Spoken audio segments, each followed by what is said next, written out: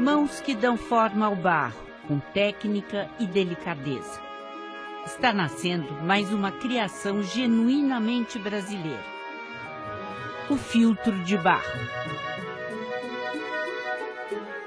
A invenção do filtro mudou completamente nossa maneira de beber água. Antes dele, até o começo do século XIX, a água consumida no país nem sempre era de boa qualidade. Vinha de poços, rios ou era canalizada de maneira rudimentar até chegar a fontes e chafarizes construídos pelos governos. Um exemplo, ainda do período colonial, continua de pé no rio. São os Arcos da Lapa, um aqueduto do século XVIII, construído para levar a água do rio Carioca até um chafariz com 16 bicas no centro da cidade, onde a população se abastecia. Com a criação do filtro, a água chegou, enfim, dentro das casas, agora limpa e sem contaminação. Um dos primeiros produtos criados pela indústria nacional, o filtro de barro vem sendo estudado há tempos pelo professor Júlio César Bellingeri.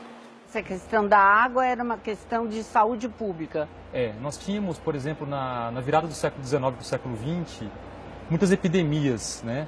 As cidades crescendo, mais população. E aí, os serviços de água encanada das cidades eram muito insuficientes. Então, não havia no Brasil um equipamento que pudesse filtrar a água de modo eficiente.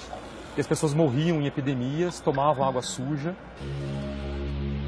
A primeira grande mudança acontece com a chegada dos imigrantes italianos e portugueses no começo do século passado.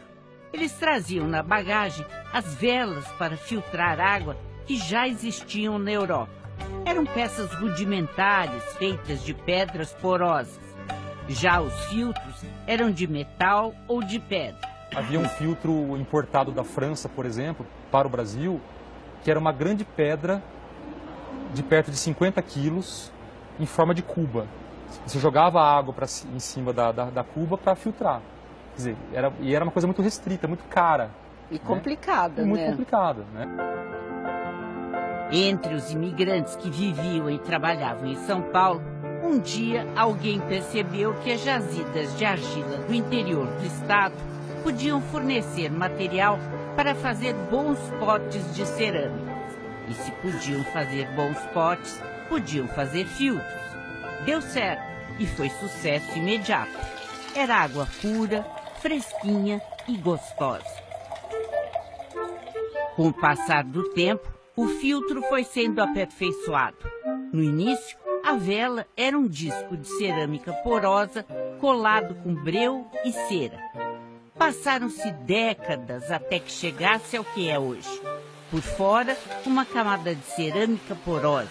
Por dentro, uma porção de carvão na parte interna.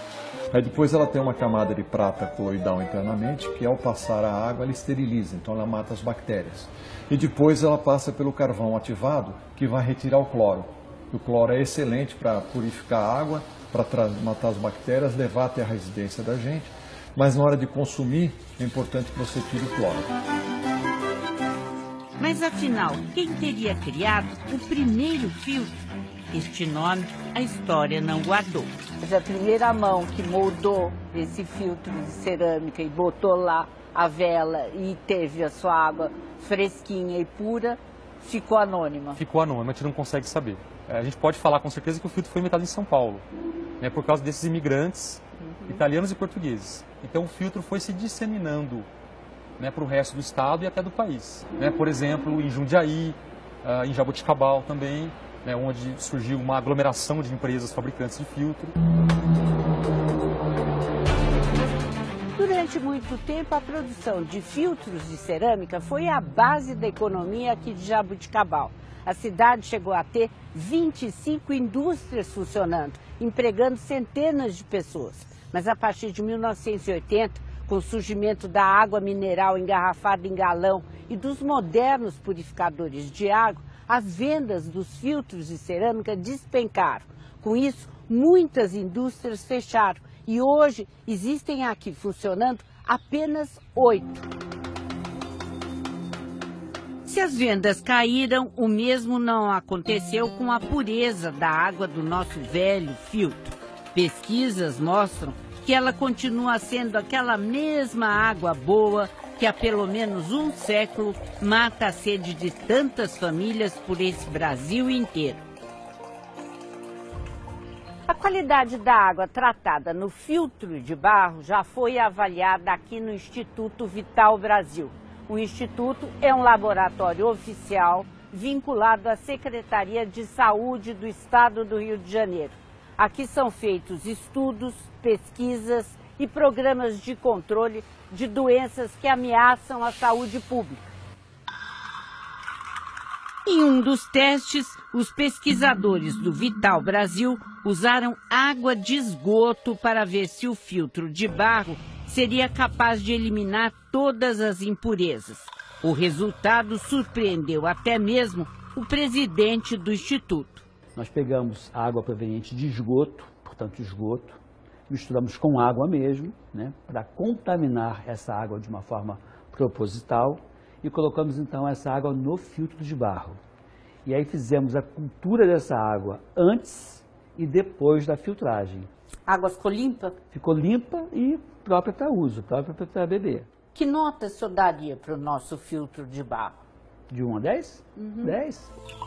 A eficiência do nosso filtro nunca foi mistério para este homem. Aparecido Paiva, que todos conhecem como Pajé, começou a trabalhar numa cerâmica como aprendiz aos 16 anos. Hoje, com 78, conhece todo o processo de produção de uma grande fábrica como essa.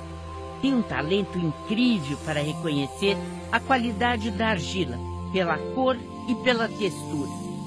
Qual é o segredo para se fazer um bom filtro, um filtro perfeito?